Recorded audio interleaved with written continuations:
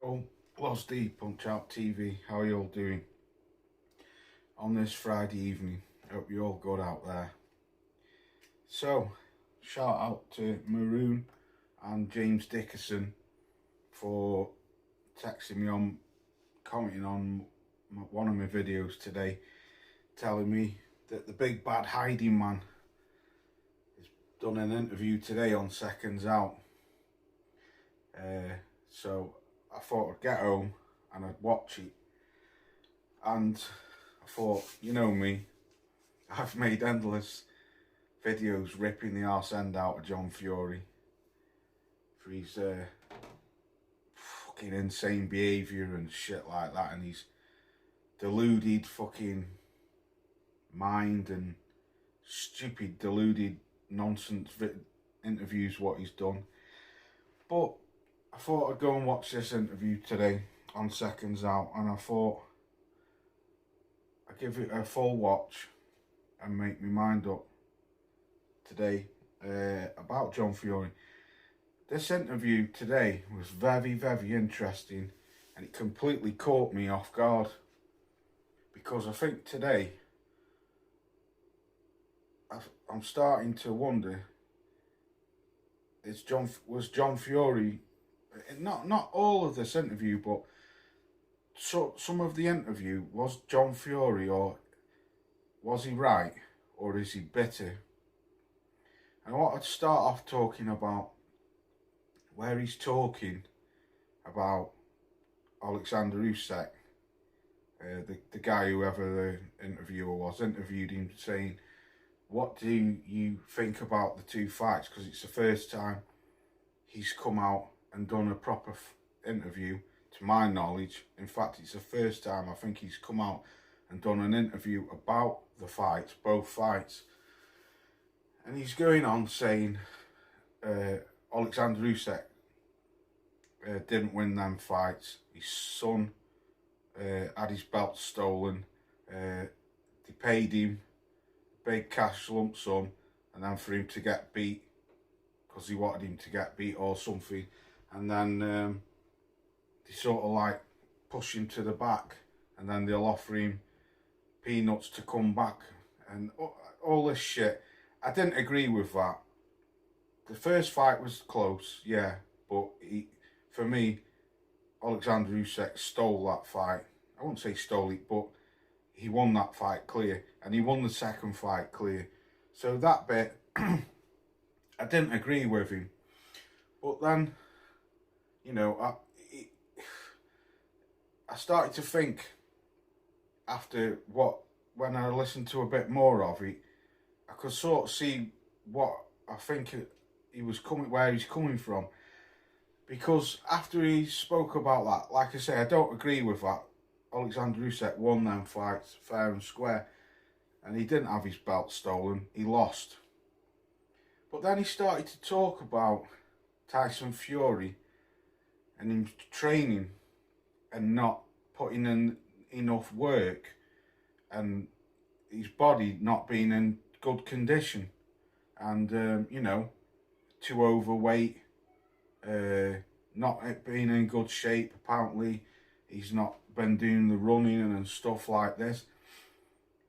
And he was saying, and I've heard him say this before, he was saying all these people who are hanging around just for a paycheck, he said Tyson needs to get him gone, and the trainer, he needs to get him gone, and the rest of the people, because they're not doing what he thinks that Tyson should be doing. So at first I was thinking, oh God, you're just better again. Do you know what I mean? You're just better because he's training your son and you're not. But then he made several valid points, what he was saying. He was saying, after the Ngannou fight, he said, what Tyson should have done is gone away. He said he told him to take the £10 million fine.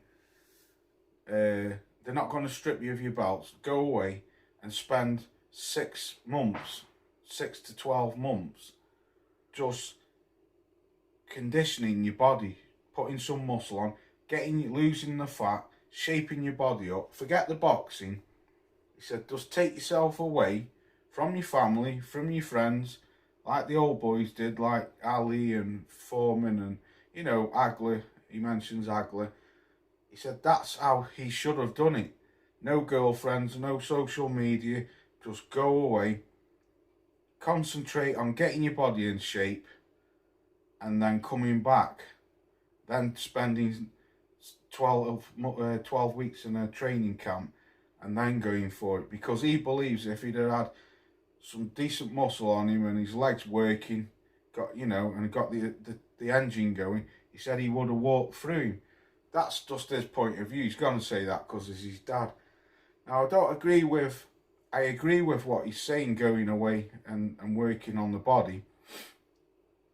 But the thing was, Tyson dragged this out over 2 years.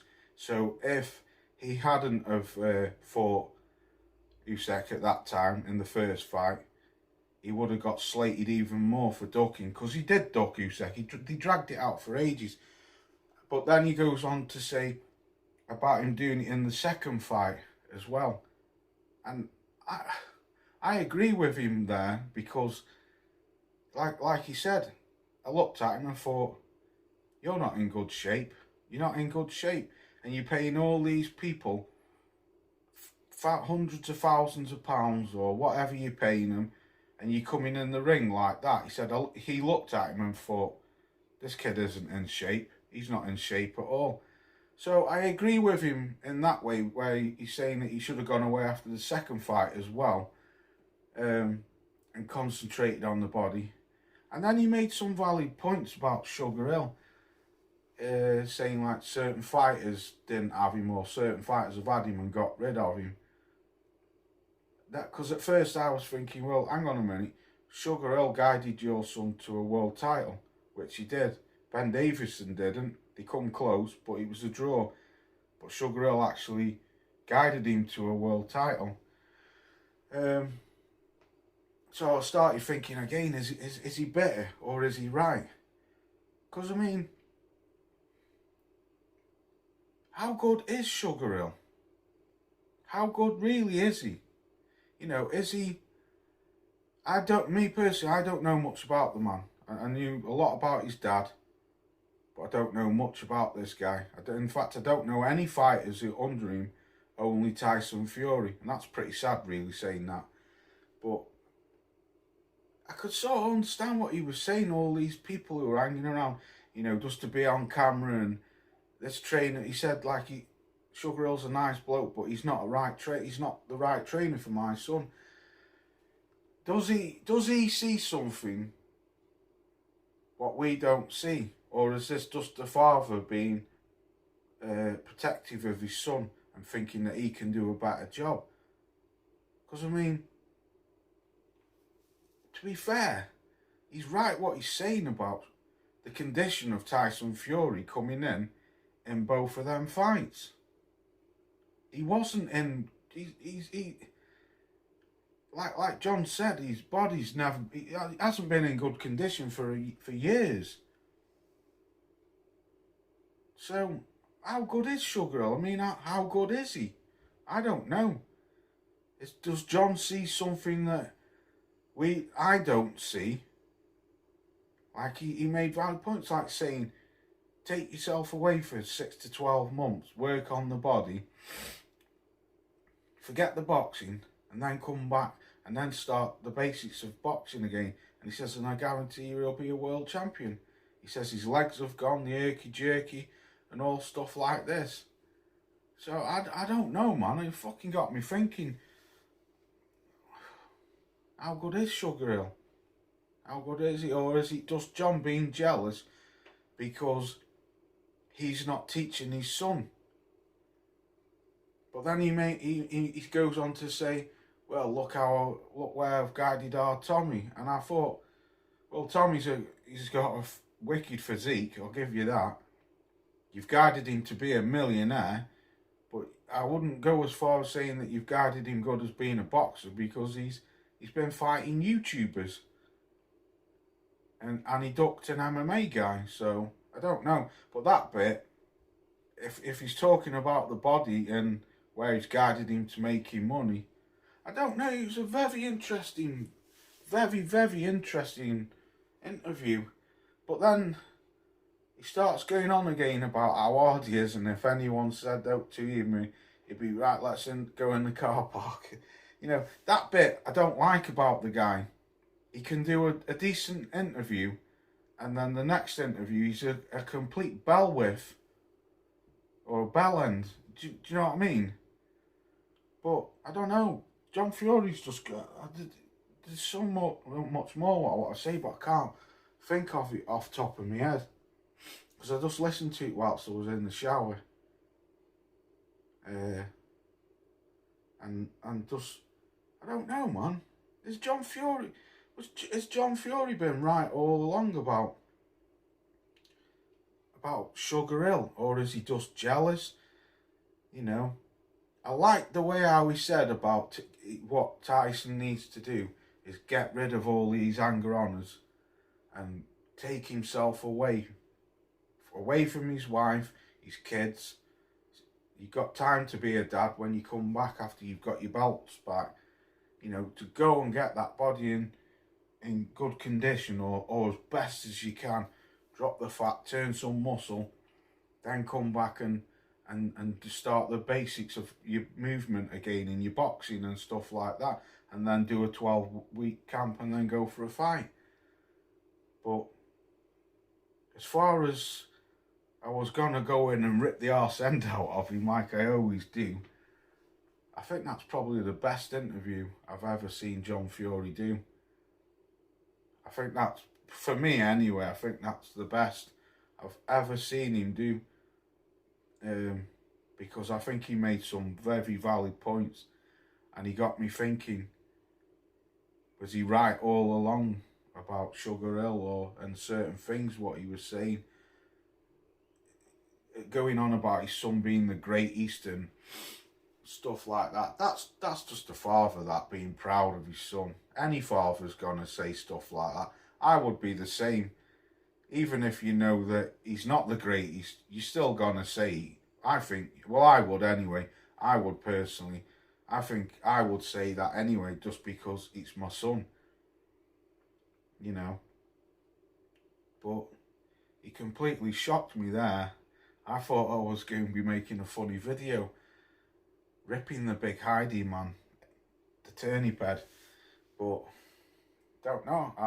He's just knocked me for 6. Oh, Marmite man has. Don't know, let me know what you think. Did any of you see it? Do you think he's talking absolute BS? Is he bitter? Jealous? Is he right? I don't know. Let me know what you think in the comment section. I was gonna go live tomorrow, but that Leigh Wood fight's on, so I'll probably go and watch that. In fact, I will be watching it. But I'll definitely be back next week doing some videos and a live stream. I did quite a lot of videos over the last couple of weeks in live, so I just wanted to take a bit of a rest. I needed my batteries to recharge again. So let me know what you think about BJF, Big John Fury. Is he right, or is he just jealous and bitter? Peace out. I'll catch you on the next one.